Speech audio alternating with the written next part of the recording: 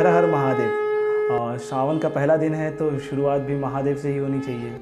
मेरा नाम विकास यादव, मैं बनारस का एक अभिनेता। थिएटर की एक्सरसाइज स्टोरी टेलिंग में मेरा ये तीसरा दिन और मेरी ये तीसरी कहानी। तो बिना देर किए शुरू करते हैं। आप लोग कभी गांव गए हैं और आप लोगों ने वहाँ पर वो देखा है क्या, धान की खेती? और कभी आपने वो देखा है पवन चक्की जो बड़े बड़े होते हैं, विंड मिल जिसको बोलते हैं, जो बड़े से होते हैं, गोल गोल घूमते हैं? अगर जिसने देखा होगा वो रिलेट कर पाएगा। तो मेरे गांव के बगल में एक गांव है जहाँ पर आज से कई साल पहले ना बहुत भयानक सूखा पड़ता था। मतलब अभी जो गर्मी पड़ रही है इससे भी ज़्यादा प्रचंड गर्मी। मतलब वहाँ पर जो पवन चक्की है, इतना गर्मी पड़ रहा था कि वो भी नहीं हिलता था और जो नदी थी वो सूख गई थी। कारण ये था कि इंद्रदेव की किसी बात से नाराज़ होकर के ना शिव जी ने सारे बरसात को अपने डमरू में कैद कर लिया और कैद करके उन्होंने एक निश्चय किया कि अब वो डमरू नहीं बजाएंगे और वो डमरू रख दिया। जब धरती पर इस बात की आकाशवाणी हुई कि शिव जी अपना डमरू नहीं बजाएंगे, तब धरती पे सारे लोग डर गए और जो कि ये जो किसान थे, इन सारे लोगों ने अपना वो खेती छोड़ करके कोई शहर चला गया काम करने, कोई कहीं चला गया काम करने। कारण जब बारिश ही नहीं होगा तो काम करके फ़ायदा क्या, वो तो आपके फसल तो सूख जाएंगे। लेकिन वहीं पर एक आदमी, मतलब एकदम भयानक धूप जो अभी पड़ रहा था ना, ऐसा ही धूप है एकदम भयानक।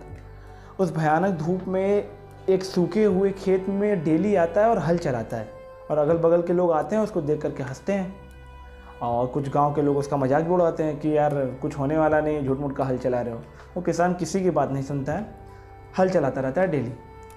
वही उसकी बीवी एक हाथ में बच्चा लिए हुए, एक हाथ में वो टिफ़िन लिए हुए, माथे पर गमछा रख करके किनारों से, मतलब खेत के किनारे बना होता है उस पर से चलते हुए आती है अपने पति को खाना देने। वही दूर हिमालय पर्वत है, वहाँ पर से माँ पार्वती धरती पर ये सारी चीज़ें होती हुई देख रही थी। अब उन्हें लगा कि यार इतना मेहनत कर रहा है तो इसके लिए कुछ ना कुछ तो करना ही चाहिए।